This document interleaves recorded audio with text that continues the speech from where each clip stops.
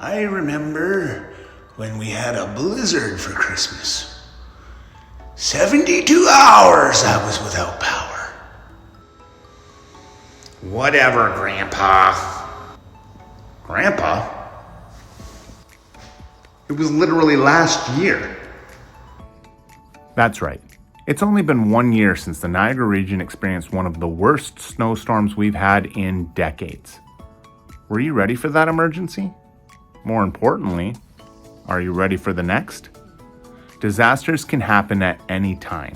That's why experts agree that you should be ready for emergencies by having a 72-hour emergency preparedness kit in your home. With winter weather right around the corner and the next storm of the century happening who knows when, Wildland Fire and Emergency Services wants to help you out by letting you know what things to have in your 72-hour emergency preparedness kit. So there's actually a couple of different routes you can go when you're putting together a 72-hour kit. You can prepare your own kit, just gathering all the supplies and putting it in a tote or a bag or something like that. Or you can actually go on the internet and purchase a pre-made 72-hour kit. This is one of the pre-made kits that you can purchase online. It's obviously a backpack that's loaded up with things and knickknacks too. Anything that you might need, it's got inside for you, this backpack. There's water, emergency water, a couple packages of that. Looks like there's some food in here. Yes. Emergency food rations, 3,600 calories of mystery flavor. So that sounds delicious. It's enough to keep you going anyway. Also inside this backpack, there's a tent with some rope. Looks like a flashlight, a sleeping bag, first aid kit. A lot of the things that you're gonna need are already in this pre-purchase package. However, you're very likely going to have to add to it. There's going to be things that are not in here that you're going to need to put into it.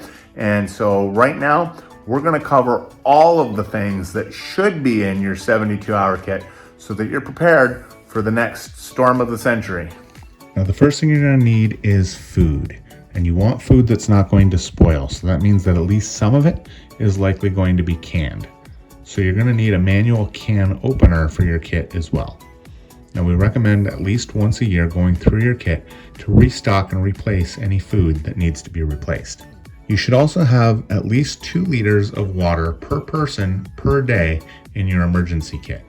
That means having 2 liters of water for 3 days for every person in your home. Don't forget to include food and water for your pets as well. It's a good idea to have weather-appropriate clothing in your kit as well. In our area, the storms we're likely most concerned about are winter storms. So that means that you should have sweaters, jackets, hats, gloves, even blankets, things that can help keep you warm in the event that you're without heat for an extended period of time. It's a good idea to have a radio in your kit as well, but you can't count on having electrical power, so you want to make sure that your radio is either a crank radio or battery operated radio. It's a good idea to have at least 1 flashlight in your kit as well. And you're also going to need to have enough batteries in your kit to keep your radio and flashlights going for 3 days.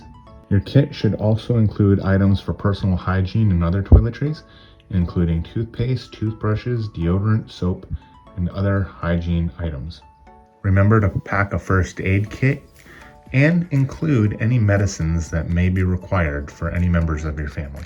It's a good idea to pack a whistle so you can draw attention to yourself in the event that you need help. You should also have cash on hand as well, as debit machines and credit card machines may not be operational. We recommend having copies of important documents such as health cards and birth certificates. And finally, it's a good idea to have activities packed as well. Things like puzzles or games to keep you and your family occupied for that 72 hours that you're without power. Wildland Fire and Emergency Services reminds you that it's important to know the risks, to make a plan, and to be prepared. For a more comprehensive list of how you can be ready for 72 hours, visit getprepared.gc.ca. On behalf of Wildland Fire and Emergency Services, we wish you a safe and happy holiday season.